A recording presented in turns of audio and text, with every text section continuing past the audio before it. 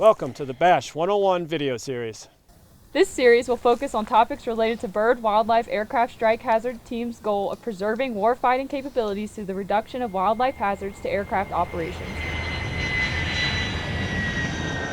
We hope you find this series useful, and if you have any questions for the Air Force Safety Center BASH team, please check out our website to learn more about BASH operations or how to contact us. Today's video topic is wetlands.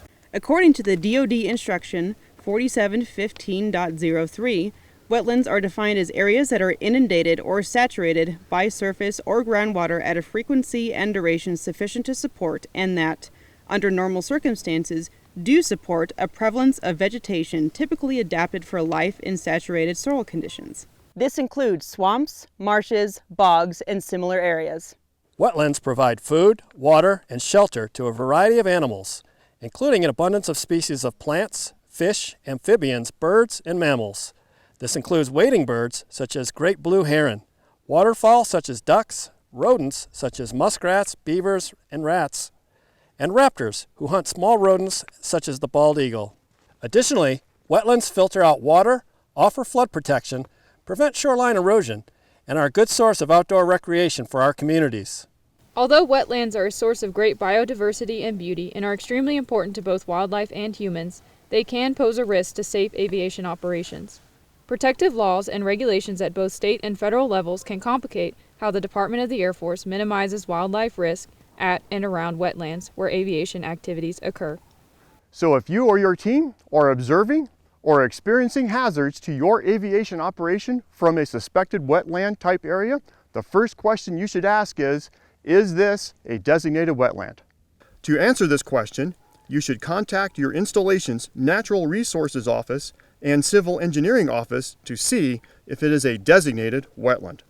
Wetland designation is a process that can be done by the Army Corps of Engineers, a state agency, or a private company. Wetland designations will provide you a map of the exact location of the wetland on your installation.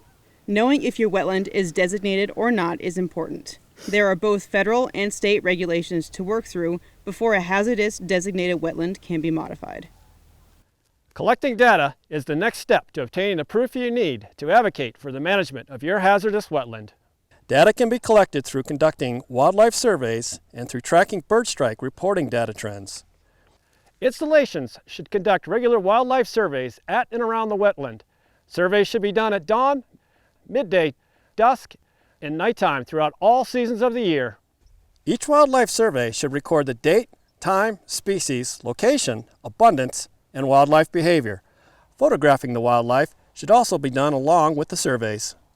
Bird strike data trends can reveal wildlife hazards. This data can tell us when, where, and what species we are striking on and around our airfield. If data shows we are frequently striking wildlife over the wetland or striking wildlife known to be from the wetland, we can better advocate for wetland mitigations. Contact the AFSEC BASH team if you need help pulling historical BASH strike data from AFSAS. So in summary, installation safety offices must document the hazards associated with that wetland. This will help you better manage that wetland and also advocate more effectively for risk management measures for the risks and the hazards that your crews see, observe, and experience. The more data that you have, the more effective you will be. After you have collected data to prove the wetland is a hazard, it is time to start advocating for wetland management. You will need to abide by all state and federal laws. To do this, you must work with your installation natural resources, civil engineering, and MAJCOM safety offices to obtain the proper permits and permissions. Contact the AFSEC BASH team for assistance if you hit any roadblocks along the way. This process can be long and sometimes challenging, but it is more than worth it if it helps prevent mission degradation or even one fatal mishap.